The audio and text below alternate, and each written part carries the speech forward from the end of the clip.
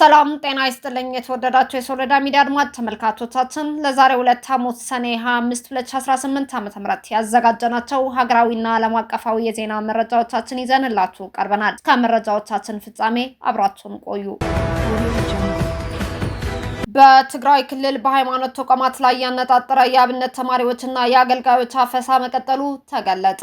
በትግራይ ክልል የተለያዩ አካባቢዎች የሚገኙ የሃይማኖት ተቋማትን፣ አገልጋዮችን፣ ወጣቶችንና የቀድሞ ታጣቂዎችን ማዕከል ያደረገ ወታደራዊ አፈሳና የጅምላ እገታ በኃይል ተጠናክሮ መቀጠሉን ከስፍራው ላይ የወጡ መረጃዎች አመላክተዋል። የጽንፈኛው ህወሓት ታጣቂዎችና የየአካባቢው የጸጥታ መዋቅሮች ባካሄዱት በዚህ ድንገተኛ እርምጃ በርካታ ዜጎች ተይዘው ተወስደዋል። በመቀሌ ከተማ ላጪ መንደር ደብረ መዓዛ አቡነ አረጋዊ ቤተክርስቲያን ባለፈው ማክሰኞ ሰኔ 23 2018 ዓ.ም ከምሽቱ 5 ሰዓት አካባቢ ፊታቸው በጭንብል የተሸፈኑ የታጠቁ የህወሓት ኃይሎች ወደ ቅጥር ግቢው በመግባት 27 የሚሆኑ የአብነት ተማሪዎችን በኃይል አፍሰው ይዘው መሰወራቸውን የአካባቢው ካህናትና ዲያቆናት አረጋግጠዋል። በተመሳሳይ ዜና በዚሁ በመቀሌ ከተማ አዲ ሐቂ በሚገኘው የአቡበከር መስጂድ ውስጥ በሃይማኖታዊ አገልግሎት ላይ ይገኝ የነበረው ወጣት ማዲህ መሐመድ አብዱል ቃድር ትላንትና ሰኔ 24 2018 ዓ.ም ምሽት በእለቱ የኢሻ ሶላት ወይም የምሽት ስግደት ላይ በነበረበት ወቅት በኃይል ታፍኖ በህወሓት ታጣቂዎች መወሰዱ ተረጋግጧል።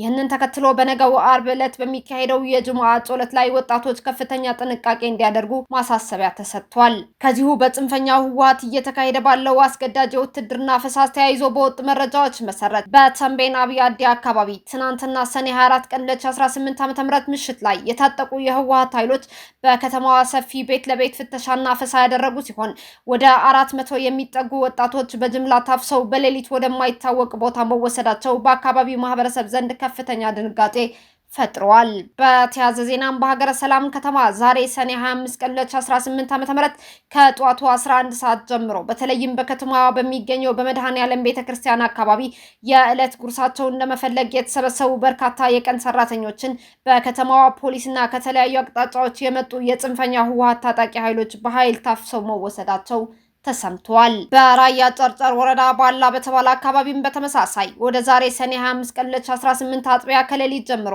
ቀበሌው አስተዳዳሪ አቶ ብርሃኑ ሀፍቱ ከጽንፈኛው ህወሓት ታጣቂ ኃይል ጋር በመተባበር ባካሄዱት ሰፊ አፈሳ በርካታ የአካባቢው አርሶ አደሮችንና የቀድሞ ታጣቂዎችን ኢላማ ያደረገ አፈሳ ተፈጽሟልም ተብሏል።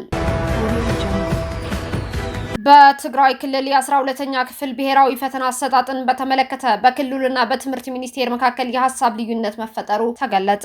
የ2018 ዓ.ም የ12ኛ ክፍል ብሔራዊ ፈተና በትግራይ ክልል በሚገኙ ተማሪዎች ዘንድ እንዴት መሰጠት አለበት በሚለው ዙሪያ በክልሉ ትምህርት ቢሮና በትምህርት ሚኒስቴር የፈተናዎች ኤጀንሲ መካከል ሰፊ የሐሳብ ልዩነትና መካረር መፈጠሩን የወጡ መረጃዎች አመላክተዋል። በክልሉ በነበረው የጦርነት ሁኔታ ምክንያት በትምህርት መዋቅሩ ላይ ሰፊ ጉዳት መድረሱን የትግራይ ክልል ትምህርት ቢሮ ገልጿል። ተማሪዎች በቂ መሰረተ ልማት የቁሳቁስ አቅርቦትና የታብሌት ልምምድ በሌላቸው ሁኔታ ፈተናውን በኢንተርኔት እንዲፈተኑ ማድረግ ተጨማሪ በደል ነው ብሎ ያምናል የትግራይ ትምህርት ቢሮ። በመሆኑም 51.6% ወይም 15349 የሚሆኑት ተማሪዎች ፈተናውን በወረቀት ሊፈተኑ ይገባል የሚል ጽኑ መከራከሪያ የትግራይ ክልል ትምህርት ቢሮ አቅርበዋል። የኢፌድሪ ትምህርት ሚኒስቴር በበኩሉ በትግራይ ክልል በአራቱም ዩኒቨርሲቲዎች ፈተናውን በጥሩ ሁኔታ ለማስኬድ ዝግጅት እየተደረገ መሆኑን ገልጿል። የትምህርት ሚኒስቴር ፈተናው በወረቀት ተዘጋጅቶ ቀድሞ በፖሊስ ጣቢያዎች እንዲቀመጥ ማድረግ በትግራይ ክልል ካለው ነባራዊ ሁኔታ አንጻር የፌዴራል እዝ ቁጥጥር ለማድረግ ስለማይመቸው ፈተናው የመስረቅና አጠቃላይ ብሔራዊ ፈተናው የደህንነት አደጋ ላይ የመውደቅ እድሉ ሰፊ ነው የሚል ስጋት እንዳለው ተገልጿል።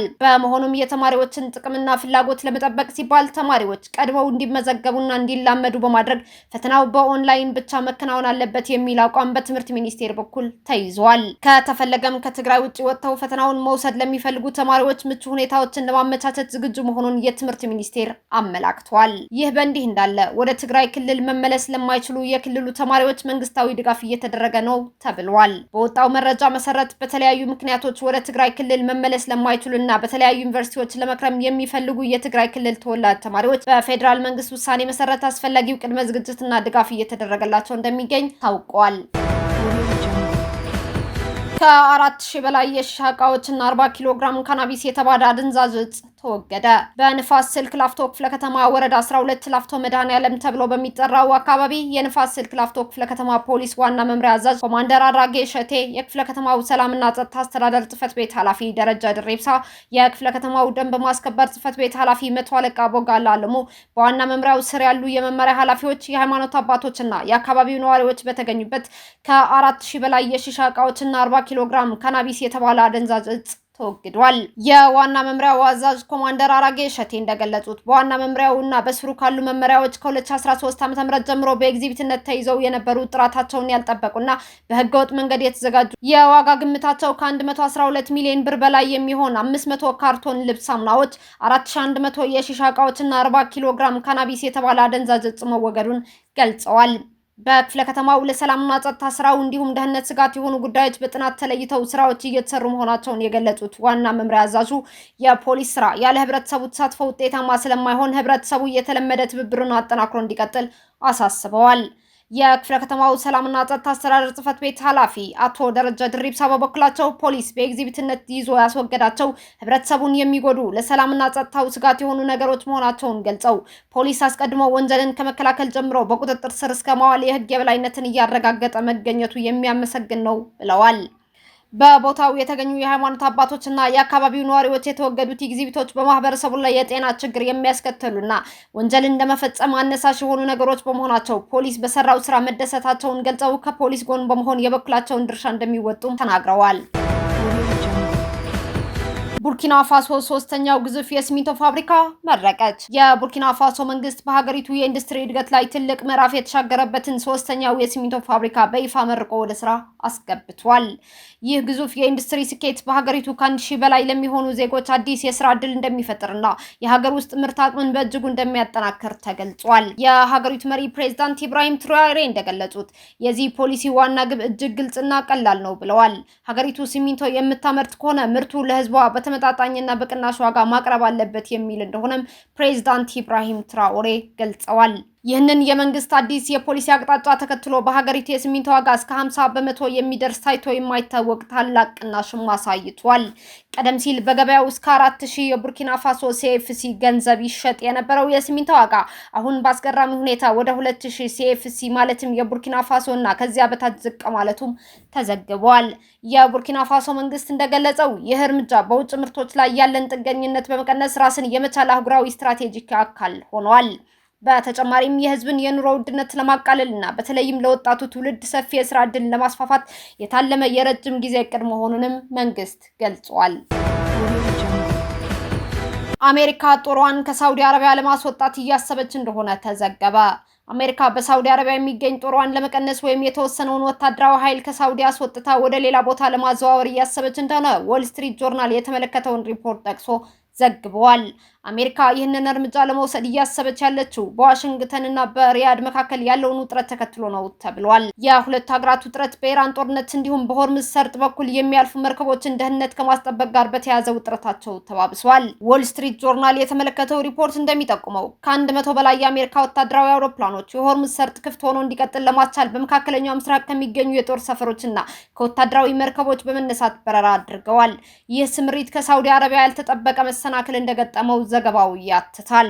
በሳውዲ የሚገኙ የጦር ሰፈሮችና የሀገሪቱ የአየር ክልል ለዚህ ስምሪት ከፍተኛ ድርሻ ያለው ቢሆንም ሪያድ ከዋሽንግተን ጋር ለመተባበር ግን አልፈቀደችም።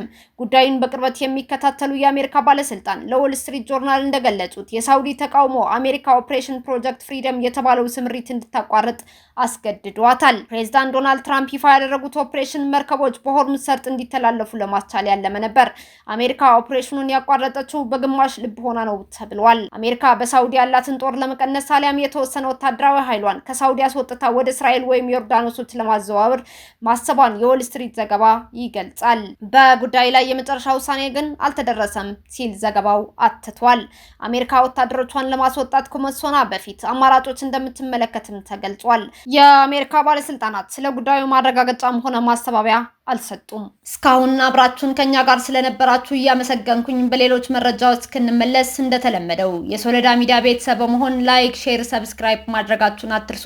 አዳዲስ ትኩስና ወቅታዊ መረጃዎቻችን በቶሎ እንዲደርሷችሁ የደወል ምልክቷን ይጫኑ። ስኬት፣ ድልና ሰላም ለኢትዮጵያውያን። ሶለዳ ሚዲያ